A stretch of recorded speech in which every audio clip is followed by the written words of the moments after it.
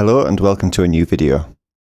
Today we're going to look at how to turn any sound into ambience using Ableton Live.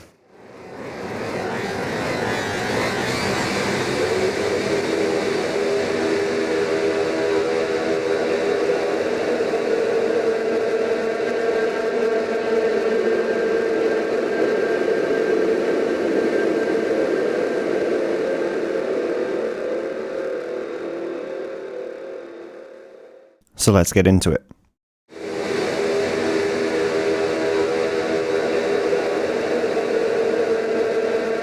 For our source input sound, we're going to start with a sawtooth. And I've made this just using operator. With the first oscillator, change it to saw D, and then the envelope, change the decay to 790 milliseconds and the release to 317 milliseconds.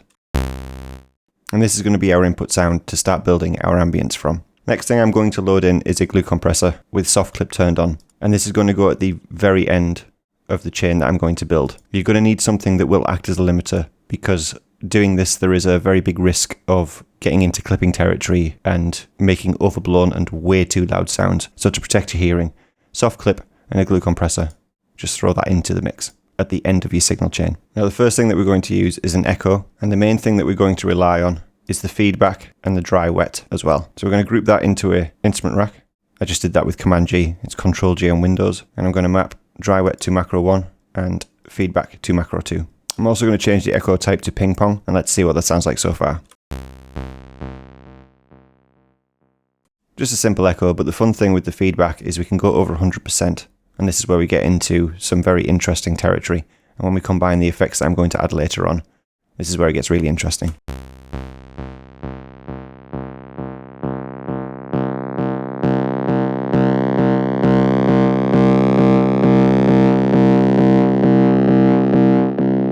As you can see, that started to get louder, and that's why I recommended having a glue compressor with a soft clip turned on at the end of the signal chain, just so it doesn't get overly loud and damage your hearing.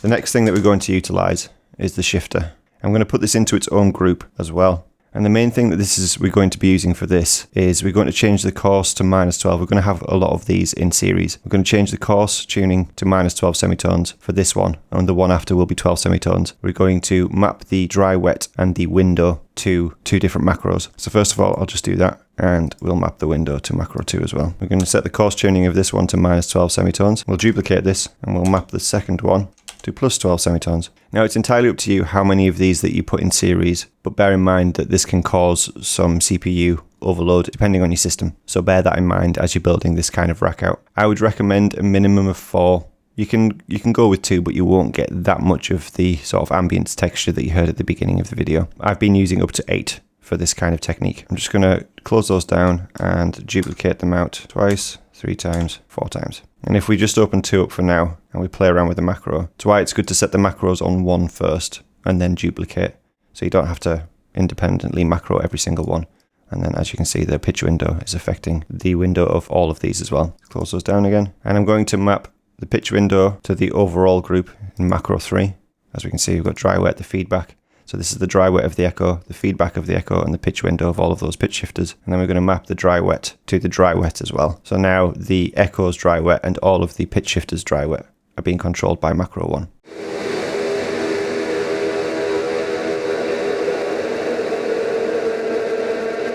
The next thing that we're going to add after this is a delay, and we're going to put this outside of the pitch shifter group, but within the overall group itself. Now you can set these delay settings to whatever works for you, but the main thing that we're going to do is we're going to map the dry wet to macro 1 in the overall group.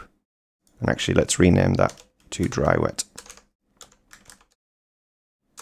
I'm also going to press the map button, and we're going to find the dry wet of the delay and change that to a maximum range from 0 to 50%. I just don't want to override all of the pitch shifting sound just with the delay sound if we set it all the way to go up to 100%. And we're going to duplicate this delay as well. And a cool thing that you could do, so instead of having the same rhythm on both of them, so we could set this first one to ping pong, the left being in 3s and the right being in 4s, and the second one we could have the left being in 2s and the right being in 5s. And this is going to just create some different kind of sounds ping-ponging between the two different sides. Obviously, these are running in series, so this delay affected sound is going to then be delayed by the secondary delay as well. I'm also going to set the second one to ping-pong. And the last thing that we're going to add is a hybrid reverb. And the way that I'm going to set this up is I'm going to go and change it to Prism. I'm going to increase the size to 100%. I'm going to increase the decay to around 15 seconds and keep the blend 50-50. Now, I could change the convolution impulse response, and I would recommend you go through and try lots of different ones. But for now, just for the purpose of this is a good setup.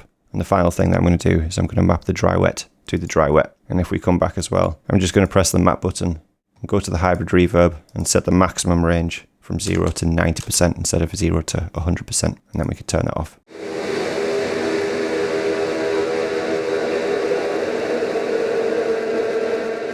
So let's hear what the added inclusion of these pitch shifters does to the overall sound. So if we go back to the overall rack, I'm going to set the feedback amount of the echo to over 100%. So let's start with 115%. And as we play back the sawtooth, we're going to change the pitch window over time.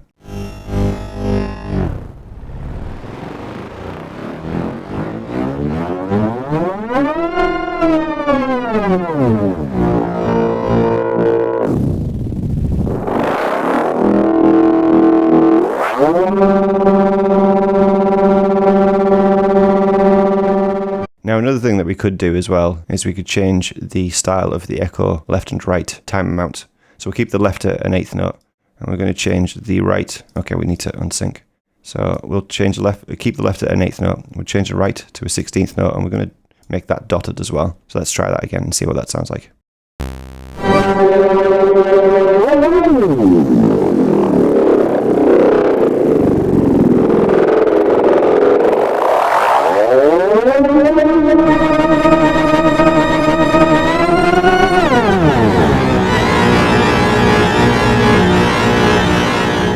It sounds rather intense, but the next stage when we start to incorporate the delays that we've added and the hybrid reverb with all of those controls mapped. Let's see how this sounds now.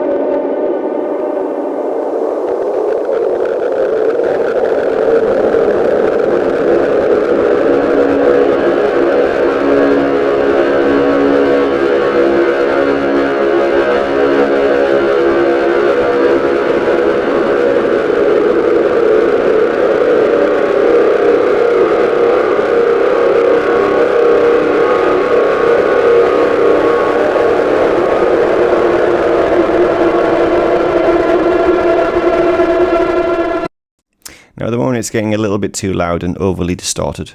So we can fix that by adding in an EQ after all of this chain. And we're going to bring the gain of that EQ down -12. We can also add a multi-band dynamics with the OTT preset, just to boost the lows out and the highs a little bit more. Let's increase the time as well and reduce the amount to around 30%. And let's hear how that sounds.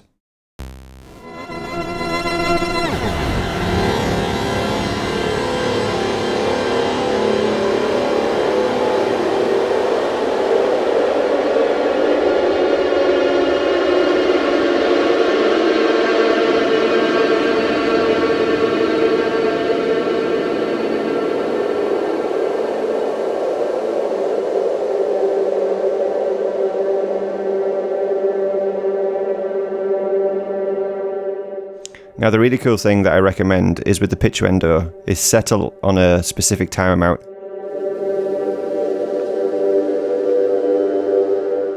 And as you can hear, you start to get resonant pitches happen.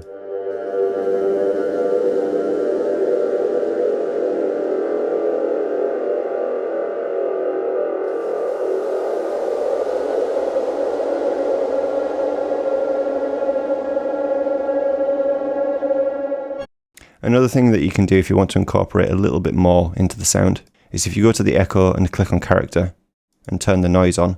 And what we can do is we can mount the noise amount to macro 4 and noise morph to macro 4 as well. And as we've only just got a short sawtooth burst, this noise amount will continue on forever, for as long as this is above 0%, and as long as we turn the dry way up as well. So it's just another thing that you incorporate, and we can morph the noise style as well.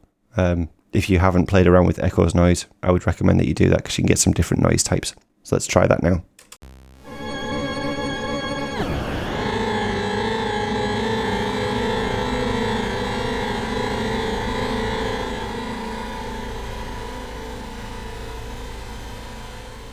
So as you can see, now that I've reduced the feedback of the echo down to 0%,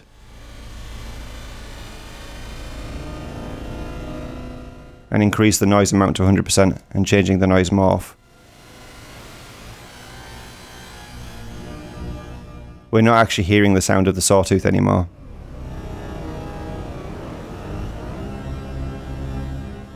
This is all of the noise being filtered through those pitch shifters and the delays and the hybrid reverb at the end.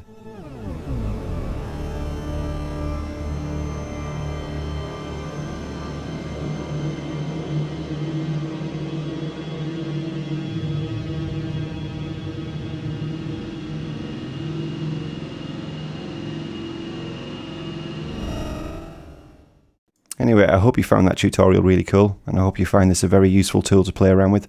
Like I say, you can input any sound into this, whether it's a voice, as you heard from the beginning of the tutorial, a sawtooth, any ambient sound. Any sound can be turned into ambience using this technique. I hope you have fun with it, and as always, until next time, God bless and goodbye.